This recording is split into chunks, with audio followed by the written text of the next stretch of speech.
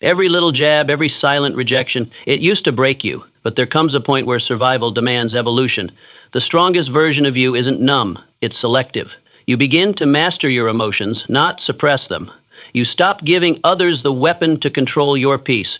Because when you train yourself to respond without flinching, the world loses its power to wound you, and you gain the power to rise untouched. In a few moments, I will teach you how to train your mind to stay calm, unshaken, and unhurt, no matter what happens. You cannot be broken unless you allow it. You were not born fragile. You were born with a mind that commands the body, not the other way around. And yet, somewhere along the way, you started reacting to life like a leaf in the wind.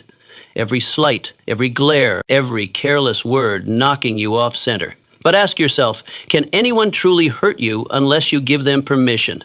That's the trap, believing that your peace belongs to someone else. Pain is inevitable, but suffering? That's often a choice made quietly, moment by moment, in how you respond. When a man controls how he responds, he controls the outcome. When he doesn't, he becomes a puppet. The moment you decide nothing can touch your peace unless you invite it in, you stop being a victim of circumstance and begin shaping it. So how do you begin to act unhurt even when the world throws its worst? First, stop reacting in the moment. Let silence be your armor. Let time do the talking. A man who pauses before he responds owns every room he enters. Picture this. Someone mocks you in front of others. Your old self would flare, defend, explain, but now you smile, quietly, even calmly. You give them nothing to feed off. That's silence, that's power. Now ask yourself, why do you rush to defend your worth to those who don't see it? Why give energy to those who drain you? Every time you react, you reinforce their power over you. But every time you stay composed, you build strength inside you they can't reach. Remember, the strongest man in the room isn't the loudest. He's the one who could speak but chooses not to. You become that man, not by denying pain, but by refusing to be ruled by it. What you ignore, you outgrow. Every insult, every rejection, every cold shoulder, it used to burn you until you learned that attention gives fuel. What you feed grows, what you ignore starves. And when you learn to ignore what once tore you apart, you begin to outgrow it. And that's not indifference, that's evolution. You've been conditioned to believe that if you don't fight back, you're weak. But silence isn't weakness, it's wisdom wrapped in discipline. The oak does not tremble with every wind. It stands still, silent, watchful. But how do you cultivate that stillness? You begin by examining what truly matters. Not every comment deserves a reaction. Not every battle is worth the wound. Discipline begins when you start conserving your energy for the fights that build your character, not the ones that flatter your pride. Imagine this. Someone spreads lies about you behind your back. You hear about it. Every bone in you wants to confront them, but instead, you keep building. You keep showing up. You let time reveal truth, and it always does. Have you noticed how the more you respond, the more you're dragged into cycles that weaken you? But when you ignore noise, you rise above it. That's not escape, it's elevation. And elevation gives you perspective. So next time your emotions demand a reaction, pause and ask, will this matter tomorrow? Will this decision feed my future or just my ego? Most of the time, the answer will guide you towards silence. And in that silence, you'll discover an unshakable self. Your reaction is the real enemy. It isn't the insult that breaks you. It's the reaction that follows. You cannot control the world, but you can always control your response. And that's where your real power lies, not in changing others, but in mastering yourself. You've seen it how quickly a man loses his power the moment he reacts from impulse. One careless word, one moment of anger, and years of respect vanish. But here's the truth. No one remembers the insult. They remember how you responded. So, how do you keep yourself calm when everything inside you is screaming to strike back? First, you train. Like a soldier preparing for war, you rehearse restraint in small moments. When someone interrupts you, breathe. When someone disagrees, listen. When someone attacks, observe. These are your drills. Picture this. You're at a gathering and someone mocks your work. You could snap, but instead, you look at them calmly, nod, and say nothing. Everyone expects an explosion, but they witness control. That moment, it plants your image as unbreakable in every mind watching. Do you react from pride or purpose, from fear or from vision? Because those who live with vision don't have time for petty battles. They know every reaction costs something, and they've decided not to waste their wealth of energy. If you want to rise, train your mind to pause, to see past the now and ask, is this battle worth my dignity? When you begin choosing your responses instead of handing them away, you start winning, silently, steadily, and with authority. Every time you flinch, you lose ground when you flinch. Mentally, emotionally, or physically, you send a message, I am not ready. And life, like a strict teacher, will test you again and again until you stop flinching, until you stand tall, take the blow, and move forward as if nothing touched you. There's a difference between being numb and being unshaken. The unshaken man still feels, but he refuses to be owned by the feeling. That's the key. Not denial, but dominance over emotion. Why is this important? Because your enemy isn't always the world. It's your nervous system, your habits, your trained responses to fear, discomfort, or challenge. Every flinch is a muscle memory formed by past weakness, and now it's time to rewire it. So how do you stop flinching? Expose yourself on purpose. Walk into discomfort. Speak when your voice trembles. Look people in the eye even when you feel uncertain. And most importantly, hold your position when the world expects you to retreat. Imagine this. You're rejected. Again, the door closes. But instead of shrinking, you square your shoulders, breathe, and knock on the next door. No pause, no sigh, just movement forward. That's how flinching dies, by starving it of attention. Ask yourself this. How many moments have you lost to hesitation? How many chances slipped past while you flinched? Enough. The time has come to stop ducking and start standing. The next time life swings at you, don't move. Smile. And let the world learn what a calm mind can endure. Learn to be calm when no one else is. In every room, there's always one man who sees clearly, not because he has all the answers, not because his voice is the loudest, but because his mind is still. In a world that rushes to speak, to argue, to be seen, he does something unusual. He waits. His calmness cuts through the chaos like a lighthouse in fog. People don't always understand it, but they feel it. And in time, they follow it. Because calmness in this noisy, panicked world is a kind of greatness all its own. You were never meant to mirror the madness around you. That is the path of the ordinary man. He panics when others panic.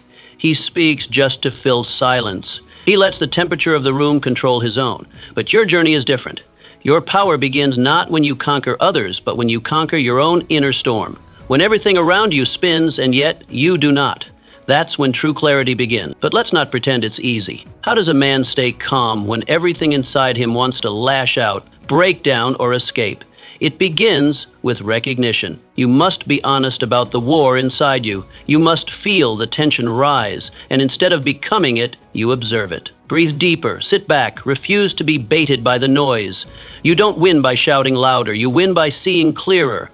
And no man can see clearly while drowning in his own reaction. Imagine, you're in a heated meeting. Accusations fly. Pride swells in the room like a fire. Everyone scrambles to be right. And yet, you say nothing. Not because you are passive, but because you are waiting, watching, measuring. Then, when the moment is right, you speak just one sentence and the room stops. That's the force of calm. It doesn't push. It pulls. It commands attention not with noise, but with weight. Think of the times you joined the storm. You let anger drive your words. You reacted too fast. And what did it cost you? A relationship? A decision? Your own peace? Those were not failures of intellect. They were failures of calm. You didn't need more knowledge. You needed more silence inside. From now on, train yourself. When pressure rises, pause. When insult comes, smile. When you want to yell, breathe. Let others break themselves trying to be heard. You, be the one who doesn't flinch. Be the one who remains steady when no one else can. Calmness is not weakness. It's strategy. It's power. It's leadership.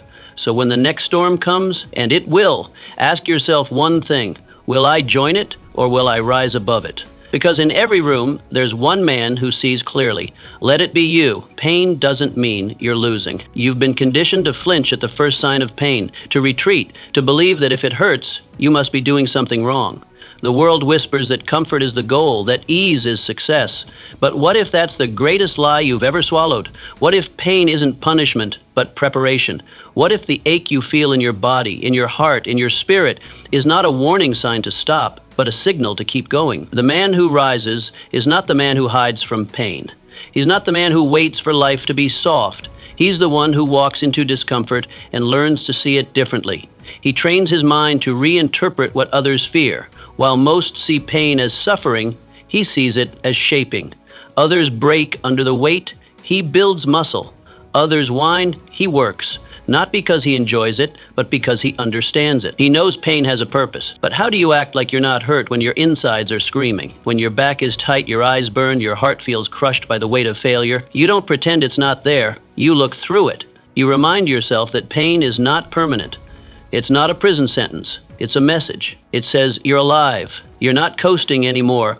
You're becoming. Imagine this. You're chasing something bigger than yourself, a goal that matters. The hours are long, the pressure is real, your muscles ache, your energy drains, and yet, instead of folding, you rise taller. You straighten your spine, you embrace the strain. Why? Because now you know this is not the end of you, it's the making of you. The very pain that once made you question your path now becomes the proof that you're walking it. Pain, when understood, becomes a kind of sacred fire.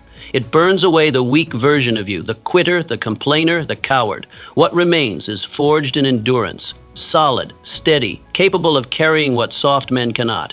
That's who you're becoming. Not just someone who survives pain, but someone who uses it, who turns every bruise into a blueprint, every scar into strength. So now the question is no longer, how do I escape this pain? It's, what is this pain shaping in me? What will emerge once I outlast this moment? Because if comfort made you who you are, you'd still be stuck in the same place. But pain has a way of breaking the shell you outgrew long ago. Don't run from it. Don't resent it. Welcome it. Because on the other side of pain is not just a stronger man, but an unshakable one. Stop needing to be understood. One of the most invisible yet deepest forms of pain is the ache of being misunderstood. You speak from your heart, you reveal your dreams, you try to explain your stillness, and still, they look at you as if you're speaking another language. You make decisions that are true to your purpose, but they see rebellion. You choose silence, but they label it pride, and so you defend. You explain. You over-explain. You become a translator of your own soul, just to earn a nod of approval. But what does it cost you? Slowly you trade clarity for validation. You lose the sharpness of your vision, trying to be seen through blurry lenses. The truth is simple, though hard to accept. The man who needs to be understood by everyone will always be controlled by them. His peace will be a fragile thing, shattered by each raised eyebrow, each dismissive laugh, each moment of being overlooked.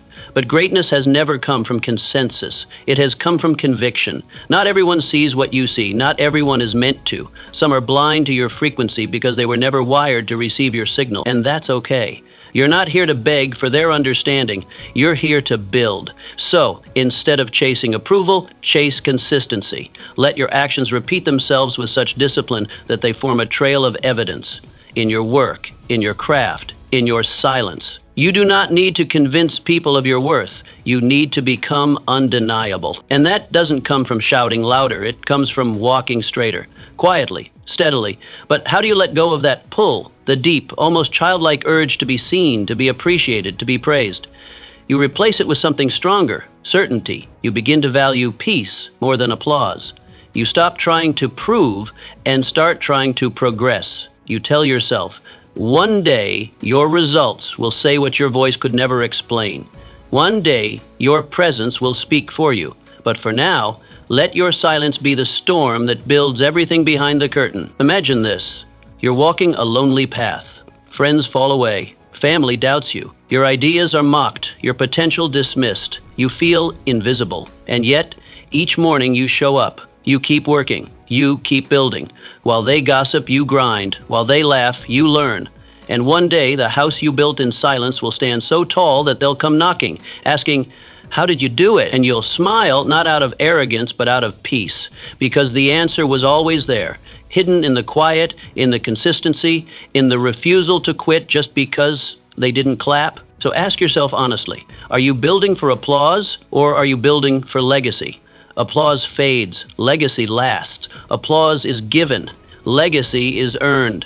If legacy is your aim, you must train yourself to walk without needing company, to lead without needing agreement, to trust the path even when no one else does. And that kind of man, He doesn't beg to be understood. He simply becomes the kind of man the world eventually has no choice but to understand. Silence is not weakness, it's mastery. When someone offends you, every muscle in your body tightens. The heart races, the mind flashes with comebacks, defenses, sharp retorts, crafted in split seconds. You feel the sting of their words and your instinct screams to speak, to defend your dignity, to retaliate, to assert control. But the greatest strength you can ever show in that moment is to do nothing, to say nothing, not from fear, not from weakness, but from power, true, disciplined, grounded power. Because silence, when chosen, is not a lack of response. It's the most strategic response there is. It's the refusal to be pulled into someone else's chaos. The man who can stay silent in the face of insult is not passive.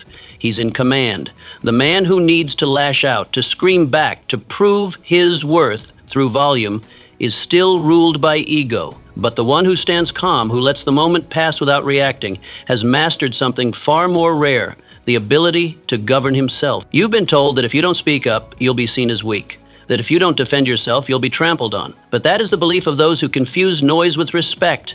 Respect is not something you earn by being the loudest in the room. It's something you command by how little you're affected by the noise around you.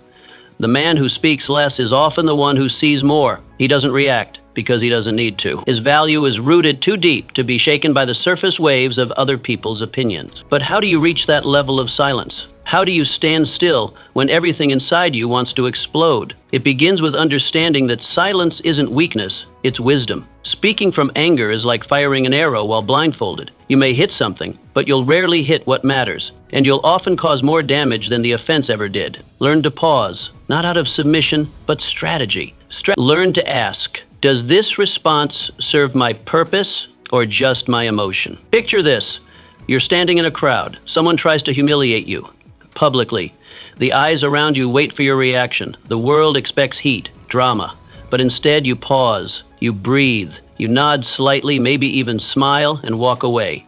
That choice, that silence, will ring in their ears longer than any sharp word you could have hurled, because it's unexpected, because it shows you don't need the fight to win, because it shows you're untouchable, not because no one attacks, but because their attacks can't reach you. And in that moment, you become the man others start to notice differently, not because you shouted, but because you didn't have to.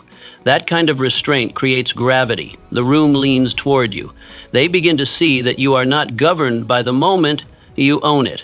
Now ask yourself, how many of your past regrets came from things you didn't say? Likely few, but how many came from words spoken in haste, in anger, in pride? Too many to count. And how many victories, quiet, internal, dignified, were born from the moments you said nothing, from the times you let the insult pass and chose instead to keep your power, your presence, your purpose? Understand this, the world plays games. It baits you. It pokes, it provokes. It thrives on reactions. But once you master silence, you stop playing by its rules. You redefine the rules. You become unpredictable, unshakable. People won't know how to manipulate you because you've taken back control, not of them, but of yourself.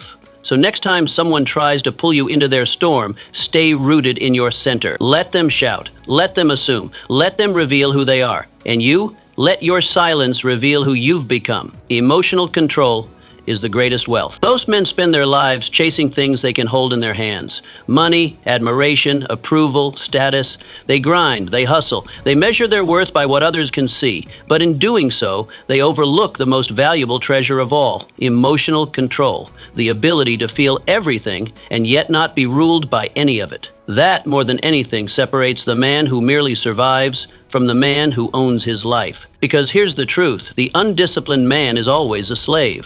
No matter how wealthy he is, no matter how respected, if his mood can be hijacked by an insult, if his peace can be shattered by a comment, if his mind collapses under the weight of his own impulses, he is not free. He is controlled by anger, by fear, by desire. And no crown in the world can cover that kind of weakness. But the man who commands his emotions, he cannot be shaken. He can walk through fire with grace, through betrayal with clarity, through temptation with stillness. Why? Because his feelings may rise, but they do not reign. He is not cold or numb. He simply understands that emotion is a signal, not a master. That every urge doesn't deserve a response. That every wave doesn't require surrender, that silence often holds more power than reaction. So how do you begin the process of emotional mastery? It starts not with suppression, but with observation. When the heat rises in your chest, when the old instinct to lash out flares up, don't rush to bury it. See it, feel it, name it. Stand with it like a man who's staring at a wild animal. Not to run, not to provoke, but to understand. Ask yourself, what is this feeling trying to tell me? Is it a signal I need, or just noise I've been trained to obey? You'll be surprised to learn how much of your emotional life is simply habit. You got angry not because it was necessary, but because you've always gotten angry in that situation. You felt hurt not because you were truly wounded, but because your pride was conditioned to expect something else. Emotion, when unconscious, becomes a script you didn't even write. But once you see it, you can edit it. Picture this. Someone makes a decision that affects you unfairly. It wasn't right. It wasn't just. The old you would have stormed in, slammed the table, demanded retribution. But this time, you stop. You take a breath. You do not abandon what you feel, but you hold it. You analyze. You think, what's my goal? What's my best move? And then you act, not from heat, but from direction. That moment, that shift from impulsive to intentional, is the beginning of emotional wealth, and like financial wealth, it compounds over time. Because when you stop wasting your energy reacting, you start building. The energy you once spent arguing, you now spend creating. The hours you gave away to resentment, you now reinvest into discipline, focus, and presence. The relationships that once cracked under emotional storms now deepen through your calm. Emotional control doesn't make you cold, it makes you precise, dangerous in the right way. Like a swordsman who only draws his blade when he must, and never when provoked by noise. Now ask yourself honestly, what is emotion costing you? How many mornings have been ruined by yesterday's anger? How many opportunities lost because pride wouldn't let you listen? How many bridges burned because your tongue moved faster than your mind? And what if you had all that time, all that energy back? What if, instead of draining yourself through reaction, you invested in building something bigger? Your focus, your skill, your character. You are not here to be a slave to every feeling that passes through you. You are here to direct it, not suppress it. Channel it. Let anger become discipline. Let sorrow become wisdom. Let frustration become fuel. Because when you stop letting the world dictate your emotional weather, you become the one who sets the temperature in every room you walk into. Choose control, choose presence. Don't mistake noise for truth. Don't let someone's ignorance become your emotional burden. And don't fight every battle just because it shows up. Save your fire for something that builds you, not burns you. Because when you master your emotions, you master your time, your choices, your relationships, your future. You become the kind of man who doesn't just respond to life, he leads it, not by force, but by command. And that, in the end, is the rarest kind of power, the kind no one can see, but everyone feels, the kind no one can give you and no one can take away. Never show the world where it hurts you. Walk into a room, and before your mouth forms a single word, you've already spoken. Your body speaks. Your presence, your posture, your expression, they all announce something louder than language. You declare your strength or your struggle without meaning to, and most of the world is watching, not to help, but to measure, to evaluate where to press, where you're strong, and, more importantly, where you're not. And if you flinch, if you frown, stammer, sigh too loud, or over-explain your worth, you've just handed them a map to your weakness.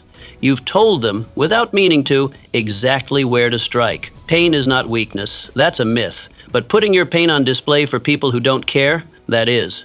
The man who learns to keep his pain sacred doesn't become less human. He becomes more powerful, because he's not leaking emotion into places that don't honor it. He's not giving ammunition to those who'll never understand what it cost him just to show up today. He protects his inner world like a fortress, not to isolate, but to preserve what matters. So how does a man act as if nothing hurts him, even when something does? It begins with discipline, not of the body, but of the face.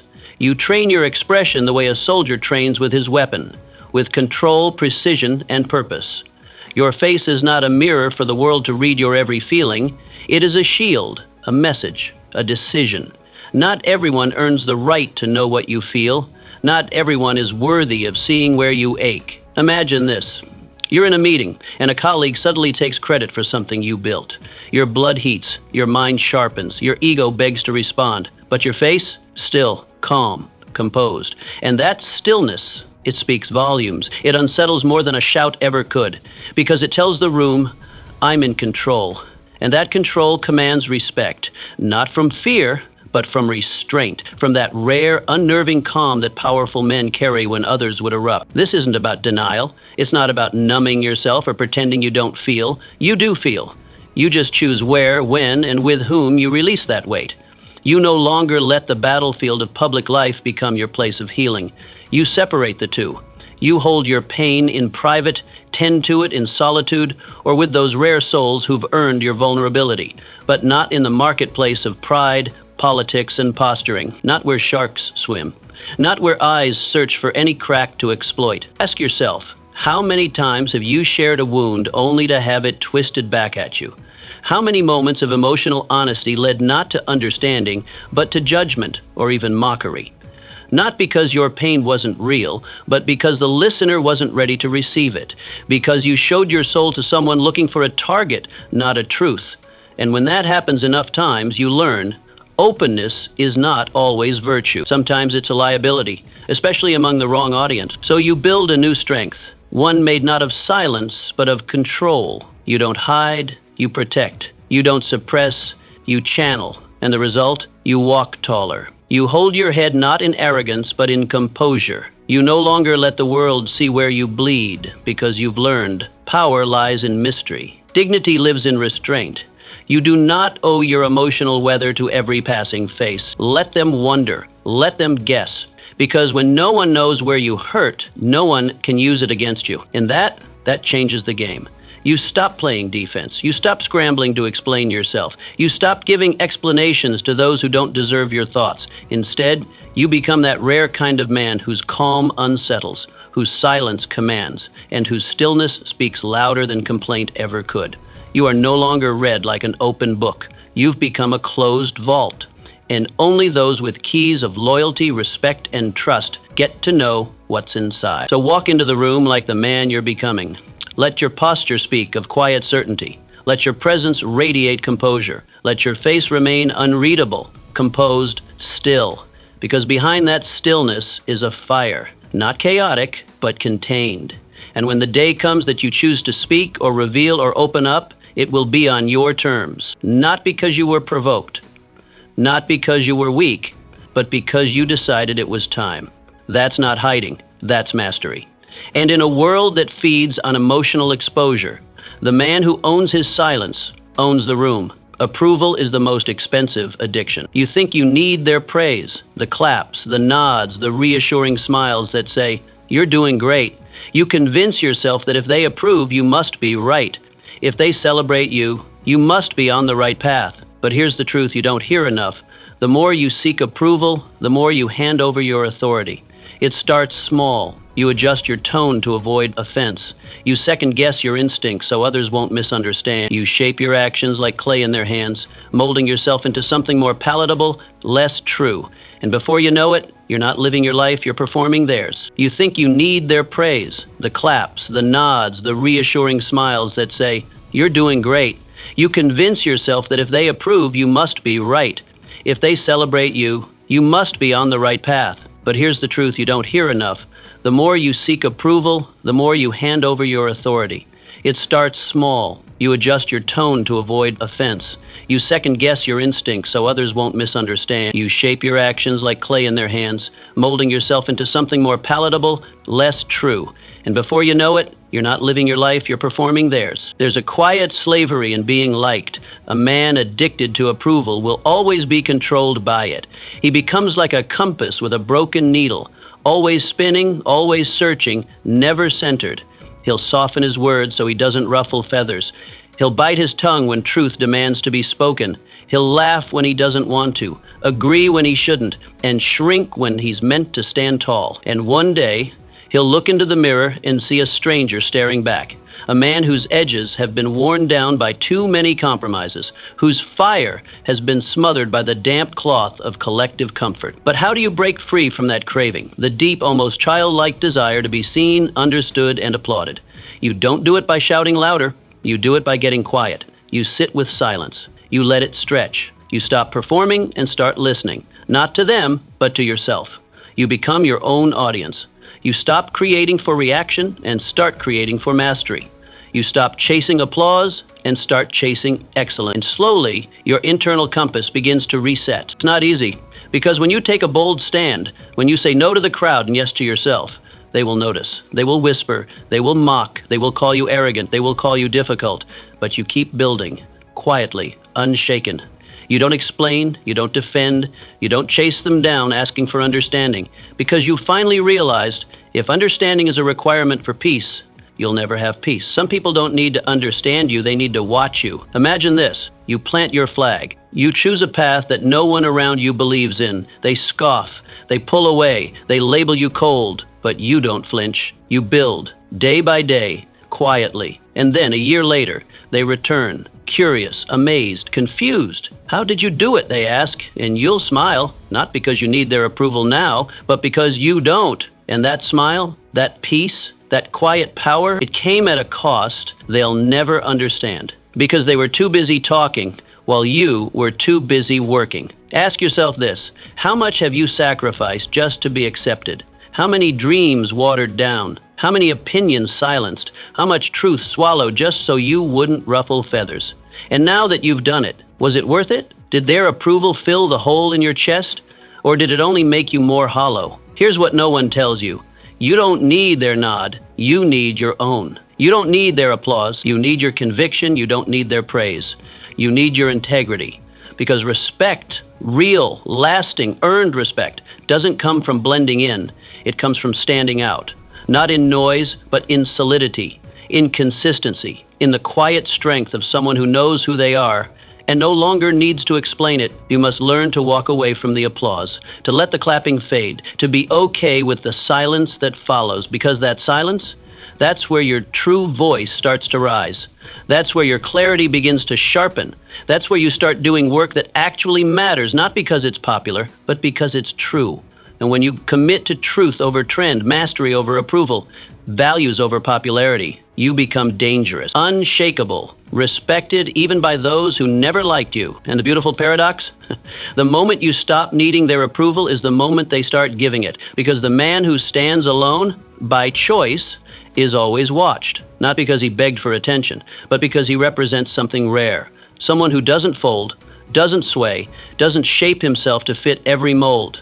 He becomes a symbol of what others are afraid to be, and they watch, silently, secretly. Some envy, some admire, all notice. So take the praise when it comes, but never depend on it. Let it pass through you, not define you. Because the moment you build yourself around applause, you'll have to keep performing to stay relevant. But when you build from truth, from values, from inner certainty, you don't perform, you lead. And that is where real freedom begins. Make discomfort your daily guest. Every man wants to grow. He says it in different ways. I want more. I want to level up. I want to succeed. But when the moment comes that calls for discomfort, for pressure, for real sweat-soaked, nerve-wracking stretching, he flinches. He delays. He chooses convenience. And convenience is seductive. It's warm. It's easy. It asks nothing, risks nothing. But what it gives is even less. It lulls a man into stillness. It breeds softness, not just of the body, but of thought, of instinct, of character. Because growth and pain walk hand in hand. There is no transformation without trial, no sharpening without friction. The man who wants to grow must choose discomfort, not once, but daily. He must become the kind of man who wakes early when his body demands more sleep, who speaks truth when silence would keep things smoother, who stays when his instincts whisper, run.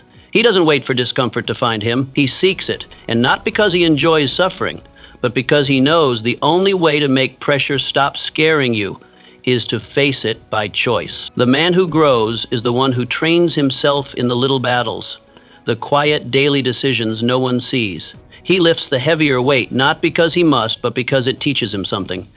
He has the difficult conversation, not because he enjoys conflict, but because he refuses to live in cowardice. He holds his posture, controls his expression, disciplines his appetite, not because it's dramatic or impressive, but because it matters, because he's learning to command himself. And a man who commands himself is a man who cannot be broken. How do you act unhurt, even when life throws its weight against you? You train, not once, not occasionally, but consistently. In discomfort, you wake to it, walk with it, build with it, and through repetition, what once rattled you begins to feel familiar. It loses its edge, not because it's easier, but because you're stronger. You no longer panic when pressure knocks. You open the door and nod. You were expecting it. Picture this. You're standing backstage, about to speak to a crowd of strangers. Your palms are sweaty, your stomach tightens, every part of you wants to flee, but you don't. You breathe deep, you step forward, you speak, your voice shakes, but you finish. You walk off the stage, not as the same man, but as a slightly braver version. The second time, your hands still tremble, but less. The third time, you speak with rhythm, with weight, with ownership. What changed? Not the stage, not the crowd. You grew, not in comfort, but in resistance. Now ask yourself, what have you been avoiding? What challenge have you tiptoed around, hoping it might disappear on its own? The hard conversation, the dream you shelved because of fear, the habit you know is softening you, that place where you keep saying, not today. That is the door. Behind it is the very transformation you claim to want. Discomfort, left uninvited, becomes a tormentor. It shows up as regret, as restlessness, as slow erosion of pride, but discomfort, faced willingly, becomes a sculptor. It carves the man you are meant to become. It strips away the lies you've told yourself, the excuses you've protected, the softness that's crept in through years of avoiding what's hard. And what's left? Stone, muscle, steel, not in body alone, but in spirit. Growth doesn't happen at your convenience. It doesn't show up on calm days when you feel ready. It comes at the edge, when you're tired, uncertain, exposed. That is where you're reshaped. That is where the old version of you dies and a sharper one begins to emerge. But only if you choose to stand there, only if you choose to keep showing up. So don't wait for discomfort to force its way into your life through crisis. Invite it in before it becomes suffering. Seek it, wrestle it, train with it like a sparring partner, not an enemy. Wake up early to meet it. Take cold showers. Hold your silence when your ego wants to speak. Tell the truth even when it burns. Start the project that terrifies you. And do it again tomorrow and the next day. Until discomfort is not a visitor, it is a companion. And with it, you walk into any room, any trial, any pressure, and you do not flinch. This is not about masochism. It's about mastery. It's about refusing to let your life be dictated by what feels good. It's about building the kind of inner structure that holds when the world doesn't. Because life will not spare you hardship. It doesn't matter how cautious, how polite, how liked you are. Storms will come, and when they do, the man who has trained in pressure will not collapse. He will rise. He will carry weight others drop. He will act unhurt, not because he feels nothing, but because he has trained through everything. So remember this, discomfort is not the enemy. It is the test, the teacher, the path. Invite it in and let it do its work. Let it carve you, sharpen you, strip away every excuse, every inch of softness, every place you've been hiding. You were never meant to stay untouched. You were meant to be forged, and discomfort is the fire. Let time be your voice. You want to speak. You want to correct the false stories, the careless words, the quiet dismissals. You want to defend your name, your vision, your effort, because it stings. Being misunderstood, being mocked, being counted out before you've even had the chance to show the full measure of who you are. And so everything in you wants to rise, to fight back, to explain yourself. But sometimes the strongest move, the wisest, most commanding choice you can make is to say nothing. To let the silence speak. And let time do the talking. Because time doesn't lie. It doesn't play politics. It doesn't need permission. It reveals. It uncovers. It confirms. And it silences every critic who once rolled their eyes when your dream was just an outline in your mind. You see, the loudest man in the room often says the least in the long run. Because while he's busy performing, defending, justifying, posturing, the wise man is building, quietly, relentlessly. He knows that in the end, results speak with more authority than any words ever could. When you're misjudged, misread, or outright mocked, the temptation is to explain, to fire back, to prove they're wrong right now. But real strength doesn't panic when it's underestimated. It doesn't scramble to correct those who don't yet understand. It stays steady. It continues the work because it knows time will reveal everything. The seed you've planted in silence, it doesn't need to shout. It just needs to be nurtured, watered. given time to break through the soil, and once it does, it cannot be ignored. Picture this. You've been overlooked for months, maybe years, passed over, counted out. The people who once spoke highly of you have grown silent, or worse, they've moved on without you. The spotlight is elsewhere, but you don't chase it.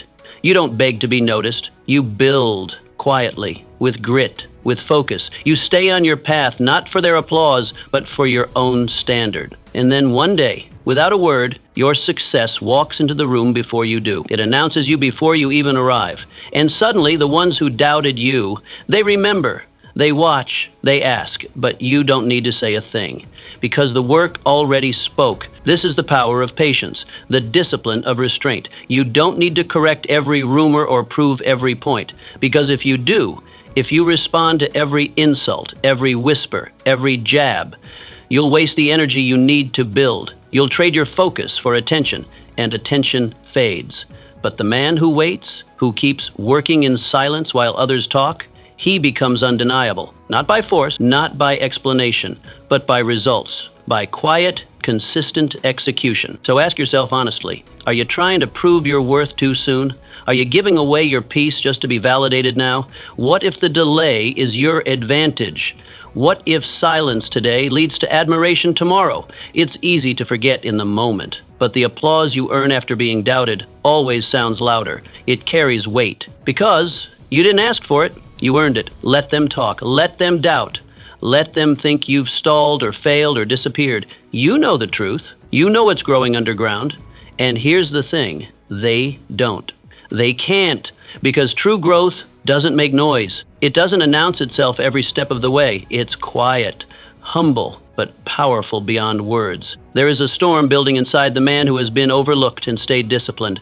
There is a quiet thunder rising in the one who didn't defend himself, but built himself. And when time finally speaks on his behalf, it won't be with a whisper. It'll be with thunder, with undeniable presence, with results that shake the room. You don't need to clap back. You don't need to explain your decisions to those who were never meant to understand them. You don't need to rush your emergence. The oak tree doesn't apologize for taking longer than the weed. It knows what it's becoming, and so should you. Hold the line. Keep building. Stay silent when silence protects your peace. Time is your ally if you stay the course. If you keep planting, watering, growing, and don't hand over your energy to the critics. Don't trade your long game for a short validation, because when time finally speaks for you, when the work you've done in the dark steps into the light, it will speak with the kind of force no argument can match. And in that moment, the silence you chose, the restraint you held, the patience you practiced, will all make sense. You'll see that what felt like being ignored was actually protection. What felt like delay was preparation. What felt like being counted out was just the pause before your breakthrough. You don't need their permission. You don't need their understanding. You just need your work, your focus, your faith. Stay the course, trust the process, and let time do what it always does. Reveal what's real. Choose dignity over drama. There will always be drama around you. That's the nature of the world. Some people thrive on chaos the way a man thirsts for water in the desert. They stir conflict not because it's necessary, but because it gives them a sense of importance. It draws eyes, it makes noise. And the more you rise, the more of this noise you'll attract. Not because of anything you did wrong, but simply because your composure threatens their comfort. Your silence unsettles them. Your refusal to engage leaves them exposed. And so they poke, they provoke, they pull. If you're not disciplined, you'll get pulled in, not because you care, but because reaction is tempting, especially when your pride is touched. But the man who lives as if nothing hurts him doesn't chase noise. He doesn't need to clap back or outwit every jab. He understands something most people never learn. Dignity is the strongest form of dominance. And dignity is quiet. Dignity walks away, not because it is afraid, but because it's above the argument. The truly powerful don't play in the mud. They don't lower their voice to be heard by people who refuse to listen. They walk a higher road, and that road is not crowded. So how do you carry yourself with that strength when everything inside you wants to retaliate? When someone questions your character, when they try to humiliate you in front of others? You draw a higher circle around your life. You choose your peace over their poison. You say less, but you mean more. You don't explain yourself to everyone. You don't perform for every critic. You don't answer every false accusation. Why? Because you understand the difference between reaction and response. You understand that sometimes silence is not avoidance, it's authority. Picture this. You're in a room full of people, speaking your truth, minding your business. When someone tosses a cheap insult your way, it's loud, it's calculated, the room quiets. All eyes turn to you. They're waiting. Will you shout back? Will you take the bait? Instead, you smile. Not a sarcastic smirk, but the calm smile of a man who knows his worth. You finish your sentence, composed, clear, and then you move on. The insult fades. The crowd forgets the words thrown at you, but they remember your class, your control, your dignity. That's power. The world loves to measure men by their noise, but history remembers men for their discipline. Anyone can yell, anyone can fight, anyone can react. But the rare man is the one who can stand still, who can remain rooted in the face of provocation and not flinch. Because he knows, every time you engage in pettiness, you shrink your presence, you cheapen your energy, and once you trade dignity for dominance, you start losing battles that were never yours to fight in the first place. Ask yourself honestly, how much time have you wasted proving yourself to people who never deserved a response? How many nights did you carry anger that should have been left in silence? How much energy have you poured into debates that changed nothing but your own peace? You don't need to win every argument. You need to win your day. And that means not stepping into every trap that's laid at your feet. There's a difference between power and noise, between strength and struggle, between influence and impulse. And the man who understands this difference is the one who others begin to respect, not because he forced it, but because he earned it, quietly, consistently, with grace under pressure. Let them talk. Let them whisper. Let them try to bait you into their drama. Let them mistake your silence for weakness. That's not your concern. Your concern is your mission, your discipline, your growth. Let them wrestle with their own noise. Let them get dizzy, spinning in circles of conflict. You keep walking forward, head high, feet planted, mouth closed, work in progress. Because when dignity becomes your habit, peace becomes your lifestyle. And there is no man alive who can take that from you. Not the loud ones, not the bitter ones, not even the powerful ones. Peace is earned in quiet decisions, the decision to stay calm, to walk away, to let your results speak instead of your rage. That's a kind of power that can't be faked and can't be shaken. So next time someone tries to humiliate you, insult you, belittle your journey, don't play their game. Don't trade your composure for temporary satisfaction. Don't let their chaos become your climate. Remember who you are. Remember what you're building. Smile, finish your sentence, and move on. Because in the end, the insult will fade, the jab will be forgotten, but your dignity, that will echo. And those who once laughed will watch. Those who mocked will remember. And the very people who thought you were too soft, too quiet, too calm will see that you weren't weak, you were simply too powerful to be distracted. Let your silence be your sword, let your peace be your armor, and let your life, not your lips, be the loudest thing in the room. Power belongs to the one who waits. The strongest man in the room isn't the loudest. He isn't the one who jumps in first with an answer, or the one who forces the spotlight onto himself. His strength lies in his stillness, in the way he listens more than he speaks, in the way he observes before he engages, in the way he waits, not because he's uncertain, but because he is calculating. Waiting, in a world that equates speed with success, is often mistaken for hesitation. But true waiting, the kind that's rooted in discipline and purpose, is not weakness, it's power, wearing a quiet face. The man who waits understands something most overlook. Timing is everything, not just in war or business, but in life itself. Move too fast and you trip over what you didn't take time to see. Speak too soon and you give away more than you needed to. React too quickly and you play the game by someone else's rules. But the one who waits sees the whole board. He doesn't just see what's happening, he understands why. He doesn't just watch people's words, he studies their patterns. And because he waits, he moves with clarity while others stumble in confusion. In a world obsessed with immediacy, instant answers, instant reactions, instant gratification, the man who can delay becomes rare, and anything rare becomes powerful. We live in a culture where slowness is condemned, where silence is mistaken for emptiness, where waiting is seen as falling behind. But the truth is, when you wait, you don't fall behind, you rise above. Because while the world rushes to act, to prove, to be first, You sharpen, you gather, you align. But how do you train yourself to wait in a world that's always pushing you to rush? You start where no one sees. You build patience in the shadows. You pause before you speak, especially when emotion is high. You breathe before you decide, especially when pressure is heavy. You let silence stretch, even when it feels awkward, because silence teaches you to listen deeper. You practice being calm when everyone else is reacting.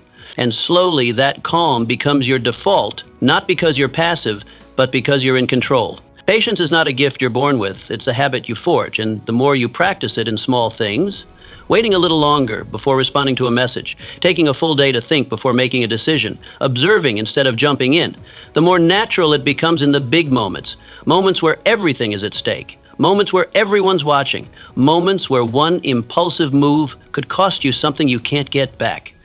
Picture this. You're offered a shortcut. Everyone else takes it. They rush ahead, laughing, confident, certain that faster is better. But you hesitate, not out of fear, but out of wisdom. You study the ground. You notice what they didn't. You choose the longer path, the harder one. You take the time to build your foundation brick by brick. No applause, no crowd, just quiet, consistent effort. And then, weeks later, months maybe, the dust settles. The shortcut collapses. Those who rushed are scattered. And you're just getting started. Stronger, sharper, unshaken. Because power doesn't belong to the man who moves first. It belongs to the man who moves last, with precision, the one who's not rushed by noise, the one who's not baited by urgency, the one who responds not out of impulse but out of intention. The man who waits doesn't wait forever. He simply waits until it's right. Now look back at your life. How many of your setbacks were born not from actual failure, but from haste, from acting before you understood the whole picture, from speaking before the room was ready to listen, from reacting when you should have remained still? What would have happened, really, if you had waited one more day, one more hour? How much damage could you have avoided? How much stronger would your decision have been? The discipline of waiting is not about doing nothing. It's about doing the right thing at the right time. It's active. It's intentional. It's the refusal to be moved by panic, by pressure, by popularity. Because when you rush to meet the world's tempo, you lose your rhythm. You forget your pace. But when you trust your own timing, your movement becomes a force, strategic, focused, irresistible. So let others scramble for quick wins. Let them measure themselves by how fast they can move. You measure yourself by how well you move. Let them speak to be heard. You speak to be remembered. Let them run toward everything. You move toward what matters. Waiting is not inactivity. It's preparation. It's positioning. It's power conserved, not power withheld. And when the moment comes, when the ground is firm, when the target is clear, when the move is yours to make, you strike, not with noise, but with impact. Because the man who waits not out of fear, but out of faith is the man who leads. Faith in his path, faith in his process, faith that what is meant for him will come, and that no moment of silence is wasted if it's used to sharpen the sword. So wait, watch, listen, prepare, and when your time comes, move like thunder. Rejection builds the man who can't be broken. You will be told no. You will hear it in boardrooms, in unread messages, in the cold silence of being ignored. You will be turned away, not because you're not worthy, but because most people can't see what you see. You will be misjudged by strangers, sometimes even by friends. You'll be overlooked by those who should have noticed. You'll be criticized by those who haven't built a fraction of what you're trying to build. This is not a flaw in the path. This is the path. The price of aiming higher than most ever dare is that you walk roads most will never understand. But what separates the great from the forgotten is not talent, nor luck, nor applause. It's how they handle rejection. Because rejection is a universal language, it speaks to every dreamer. It meets you at the door, arms crossed, asking, "Do you really want this, or were you just hoping it would come easy?" Most turn away at that door. Most hear no and assume it means never. But the ones who rise, they listen differently. They hear no, and they think, not yet. They feel the sting, yes, but they don't stop. They adjust their footing, they sharpen their tools, and they keep walking. Rejection does not define you unless you let it. It is not a final judgment. It's not a mirror showing you who you are. It's a test of how deeply you believe in something no one else can see.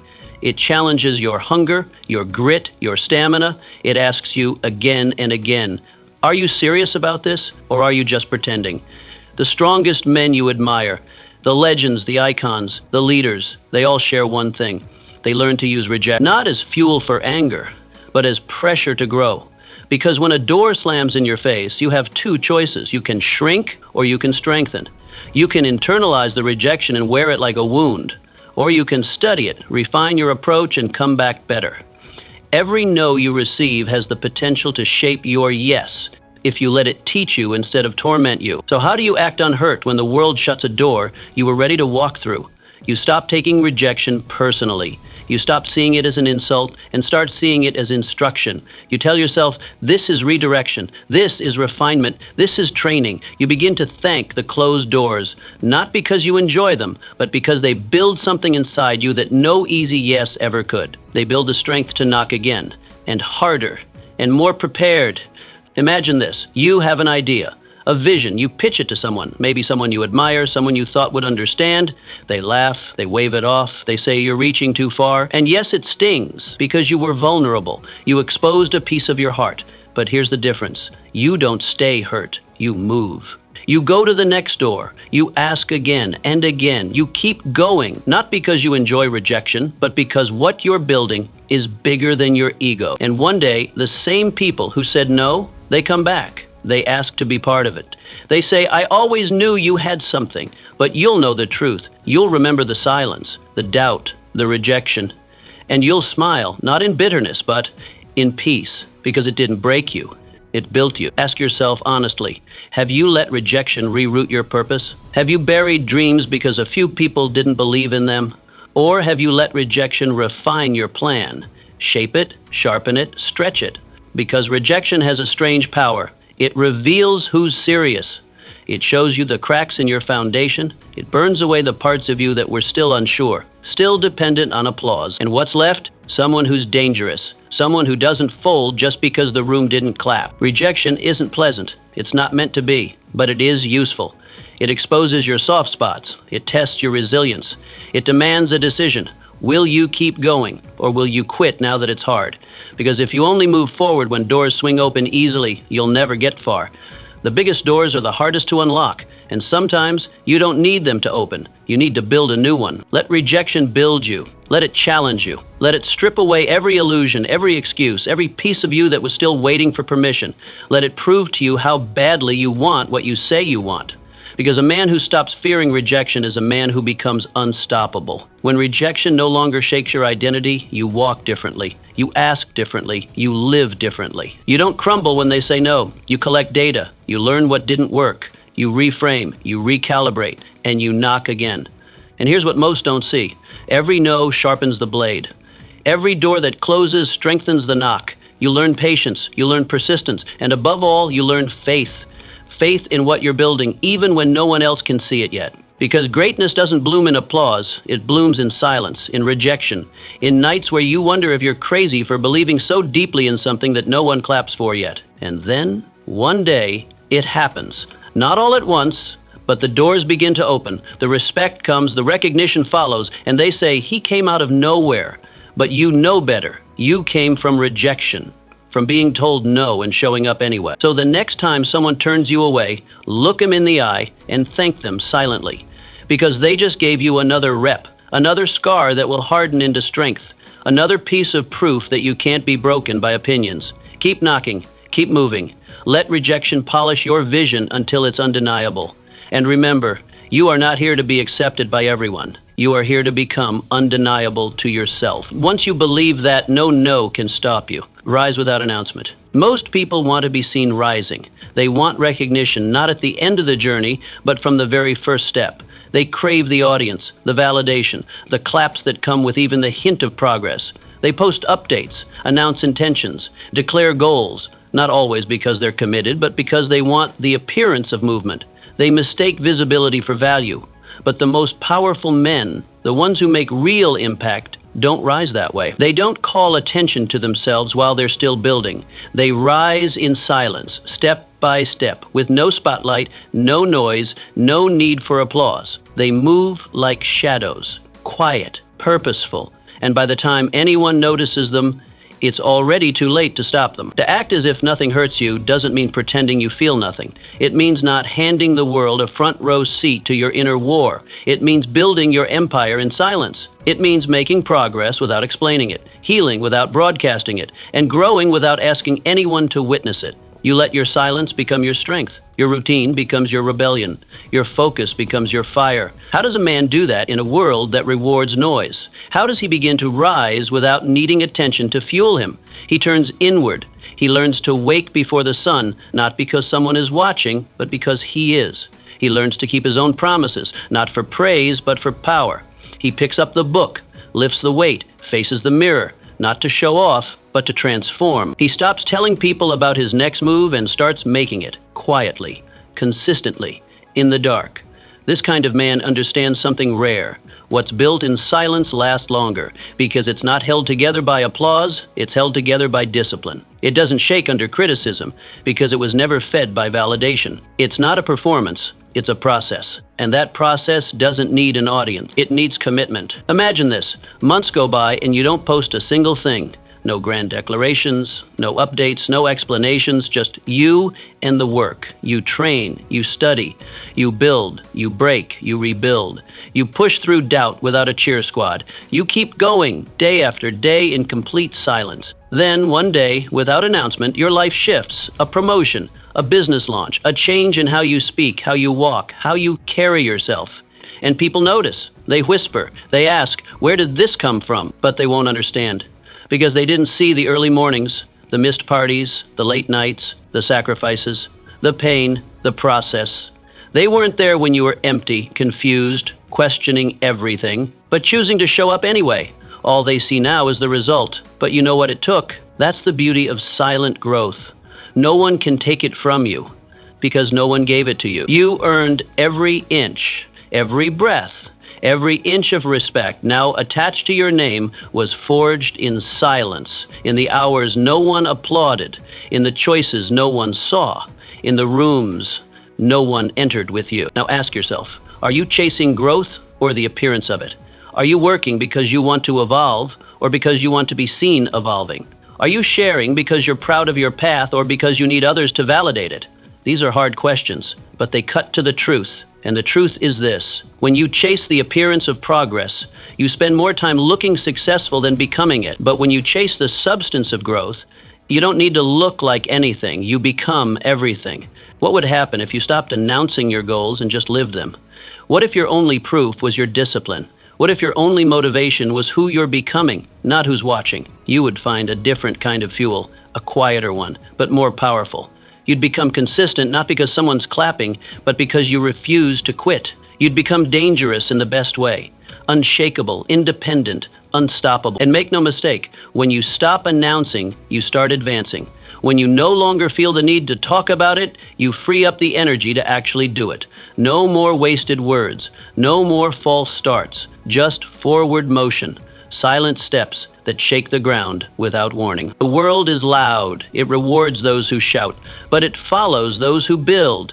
And the man who rises in silence becomes something few ever become. A force that doesn't ask to be seen, a force that cannot be denied, because by the time he arrives, his presence is undeniable. He doesn't walk in explaining where he's been. He walks in different, and everyone feels it. So turn inward, do the work, hold your tongue, build in silence, and let the silence stretch longer than is comfortable, because that silence, it will do something nothing else can. It will forge a new version of you, one that no one saw coming, and that is power. Not the kind that needs a stage, but the kind that creates its own. But you refuse to react to, you dominate. The world will try to provoke you, not by accident, but by design. Some people provoke for power, others for sport. They push, prod, and poke, not because they see weakness, but because they're searching for it. They want to know where your buttons are. They want to know if they can move you, sway you, shake you. And the moment you react, that moment, you give them a map to your emotions. You reveal where your boundaries are soft, where your discipline cracks, where your peace can be hijacked. You hand them the lever, and suddenly, without realizing it, you're no longer steering your own ship. They are. But when you stop reacting, when you choose stillness over shouting, clarity over chaos, control over impulse, the game changes. The dynamic flips because now they're left with nothing to feed on, no emotion to harvest, no chaos to capitalize on. The man who refuses to react doesn't just remain unaffected. He begins to dominate. Not by force, but by presence. Not because he needs control, but because he already has it internally. You see, reacting is easy. It's instant. It's emotional, but it's also surrender. It means you've let someone else dictate the rhythm of your mind. It means you've allowed them to steer your focus, your energy, your day. That's not power, it's imprisonment. But resisting the urge to react, that's a higher discipline, a more rare kind of strength. And it begins with awareness. You must remind yourself that most provocations are bait. They're not invitations to truth. They're not challenges worth answering. They're traps. Carefully laid, emotionally charged, designed not to elevate, but to entangle. So before you respond, pause. Ask yourself, what is the cost of reacting here? Is it your focus, your time, your peace, your dignity? Then ask yourself, what do they gain if I respond? If the answer is anything more than zero, don't give it. Imagine this. You're in a meeting. Someone cuts you off mid-sentence, speaks down to you, questions your intelligence with a smirk. You feel it, hot in your chest. That familiar fire, the urge to respond sharply, to reestablish dominance, to defend your pride. But instead, you stay calm. You finish your sentence not louder, but clearer. You complete your task not faster, but better, and you don't even acknowledge the insult. You let it float in the air, unsupported, unrecognized. And the one who delivered it, they deflate. Because what they came for, your reaction, they never received, and so they move on. Not because you lost, but because you didn't play. That's real power, the kind that doesn't need to announce itself, the kind that holds posture in the face of ego and says, I don't bend for noise. Now ask yourself, how many times have you empowered someone else just by reacting? How many hours have you lost to arguments that didn't matter? How many moments of clarity were fogged up because someone pushed you just enough to tip you out of balance? The truth is, they never had power. They had your permission, and you gave it to them the second you got pulled into their storm. But what if you learned to ignore it, not out of weakness, not out of fear, but out of choice? What if you decided that not every insult deserves your response, that not every comment requires correction, that some people don't need to be proven wrong, they need to be outgrown, because what you react to owns you, but what you rise above, you master. And mastery means walking away not because you lost, but because you refuse to lose yourself. It means keeping your fire for the things that build you, not burn you. It means staying focused on the mission while others get lost in the noise. You will be tested. People will talk. They will bait you with sarcasm. They will provoke you with gossip. They'll challenge you with ignorance. And the temptation will rise to match their energy, to fight fire with fire. But every time you resist that pull, you reinforce something stronger inside of you. You become more centered, more grounded, more unshakable. Let others be reactive. Let them exhaust themselves chasing control. You build power through restraint, through patience, through strategy. You don't flinch. You don't chase.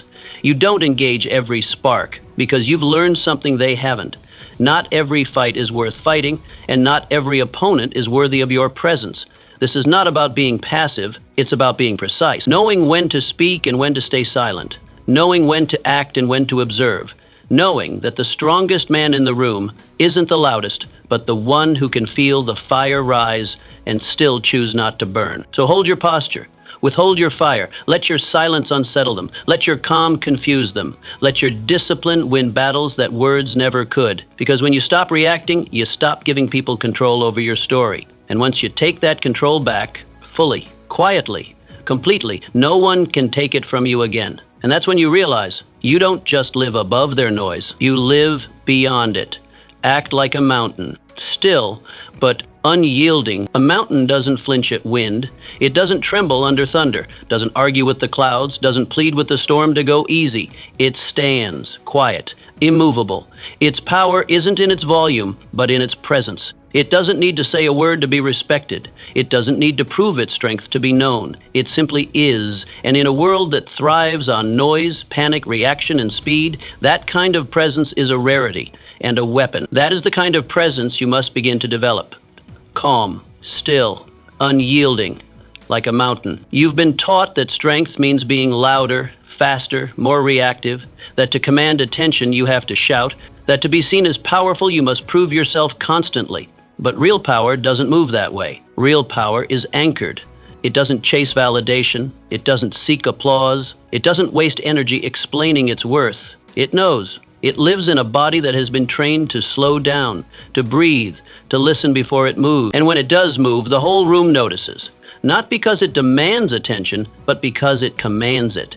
You don't need to respond to every threat. You don't need to react to every slight.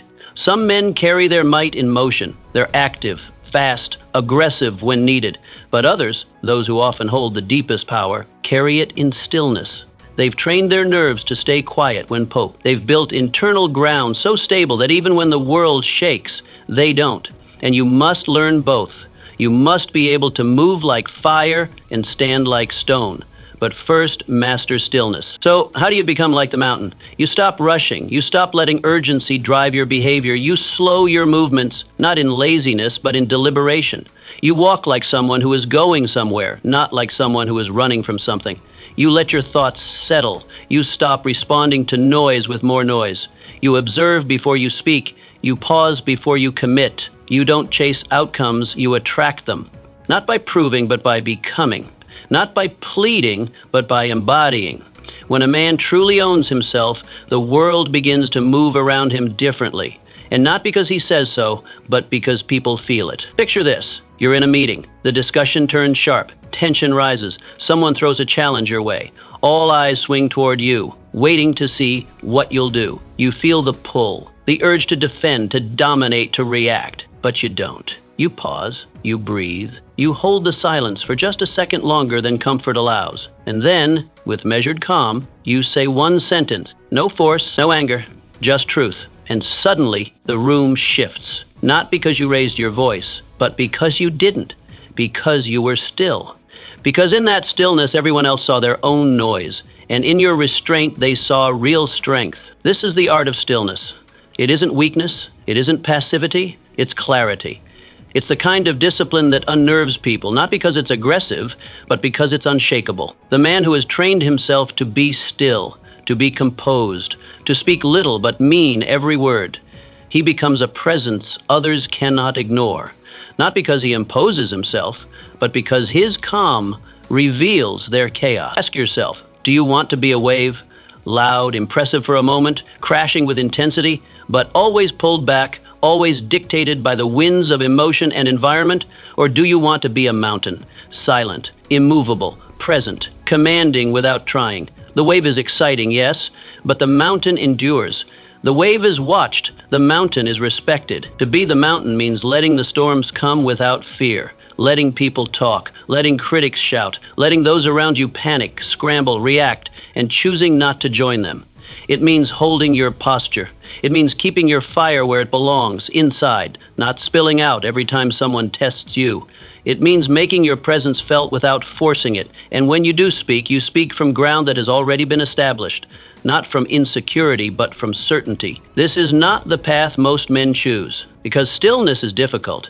It takes more strength to hold your ground than to throw a punch. It takes more discipline to say nothing than to defend every blow. But the man who learns this path learns power that doesn't fade. He becomes the one others lean toward, not the center of attention, but the center of gravity. You become the one who doesn't need to shout to be heard, who doesn't need to move fast to get ahead, who doesn't need to argue to be right. You become the one who, like the mountain, doesn't explain its silence, because its presence says everything. So train yourself. Let the world rage around you. Let the winds blow. Let the storms roar. Let the noise try to move you. But you stand, speak little, observe more, move with purpose. Speak only when it counts.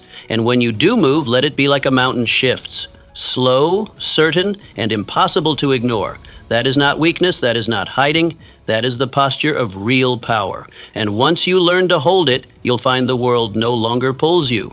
You'll find you no longer live reacting to everything around you. You live above it. Unshaken, unmoved, unmistakable. Stop explaining yourself to small minds. Every time you explain yourself to someone who's already made up their mind about you, you're not winning them over. You're draining yourself. There's a hidden cost to justification. It sounds harmless, a quick defense, a short clarification. a sentence to soothe their confusion, but underneath, you're handing over something far more valuable than time. You're handing over your power. Because when you explain yourself to someone committed to misunderstanding you, you're entering a game you've already lost.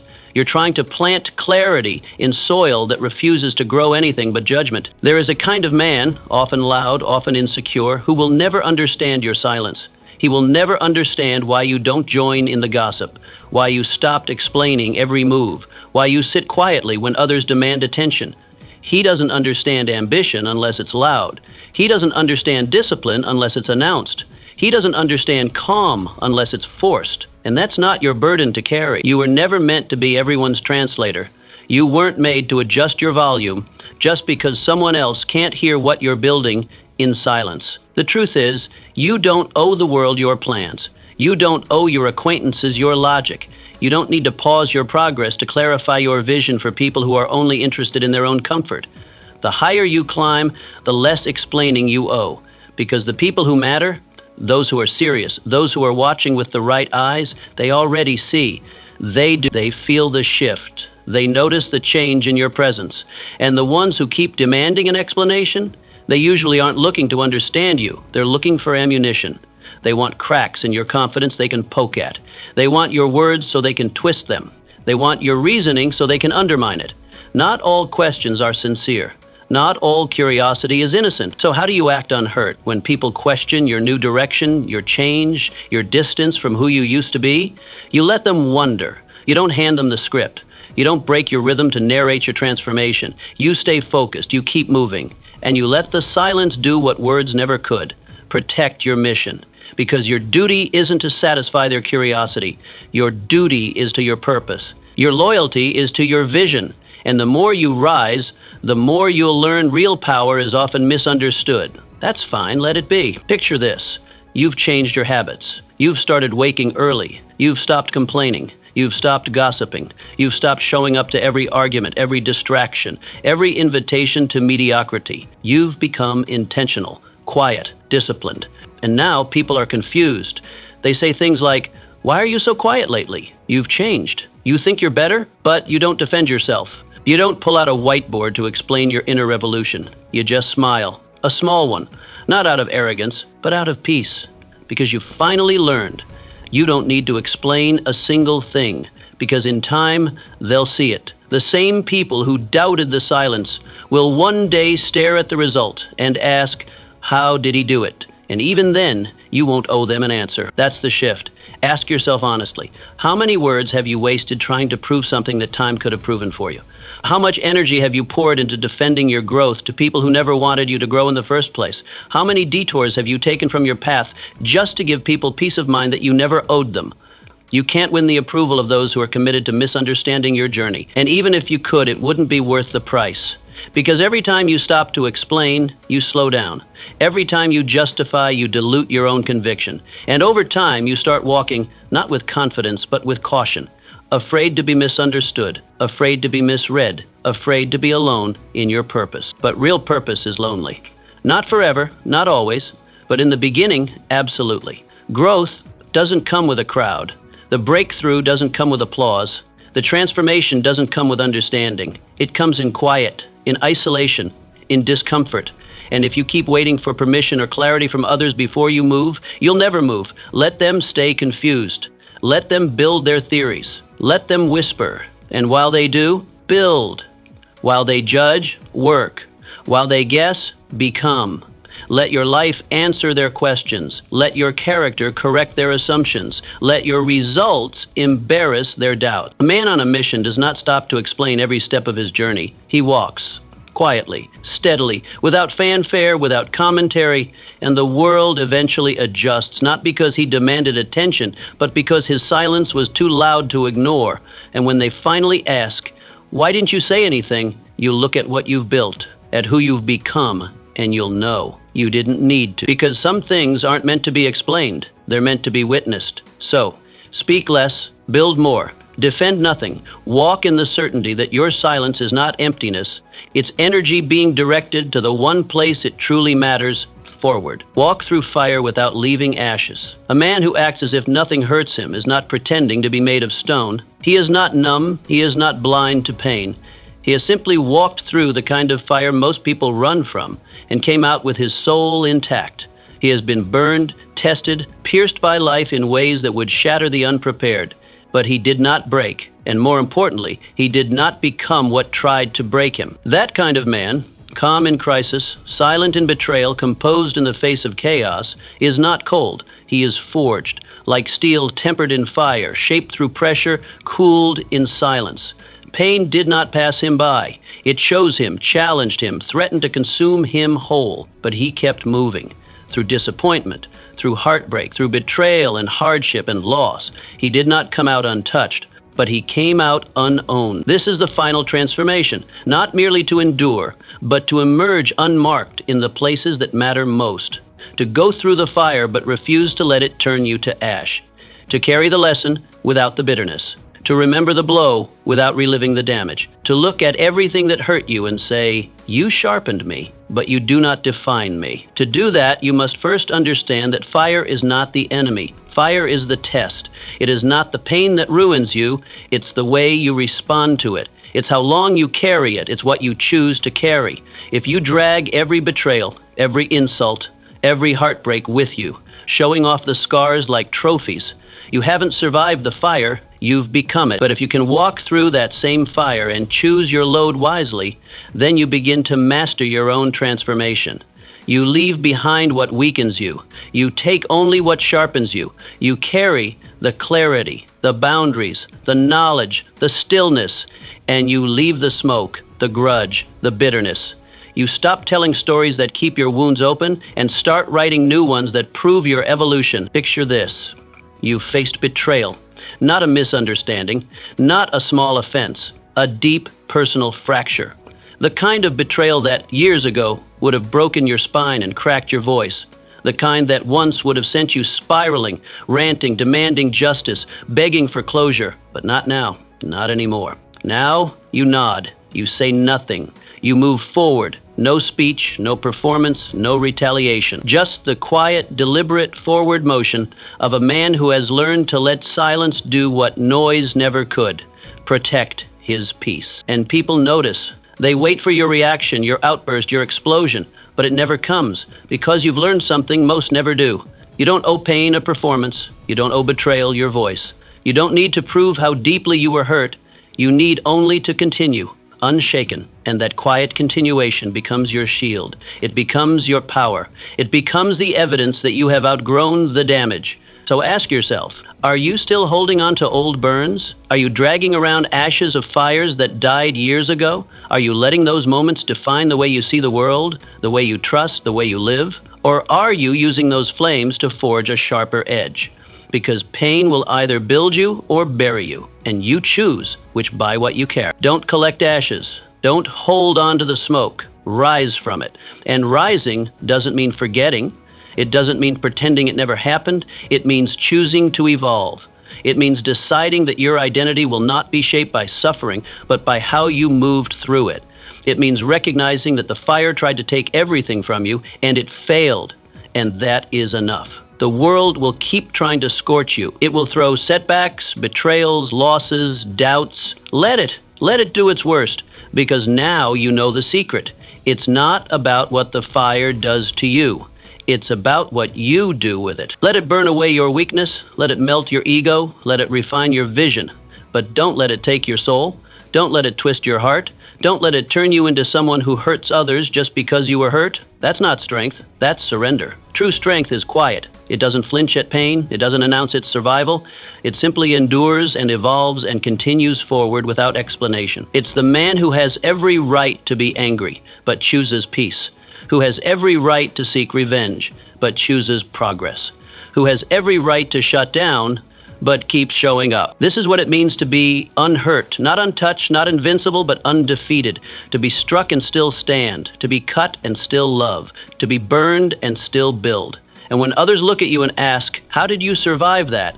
You won't need to answer, because they'll see it in your posture, in your discipline, in your stillness, in the way you no longer need to shout or prove or defend, in the way you carry yourself, not as someone who escaped the fire, but as someone who owns it. So let the fire come.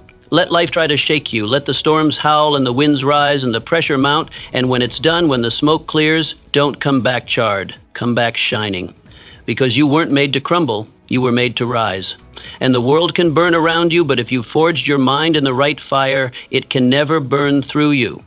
The world will keep testing you through words, actions, and silence, but you no longer owe anyone a reaction. You've learned to stand still while storms pass, to keep your power where it belongs, with you. This isn't about pretending, it's about rising above. So carry your calm like armor, let your silence speak louder than chaos. And remember, the one who cannot be hurt cannot be controlled. Walk forward, unbothered, unbreakable, unstoppable.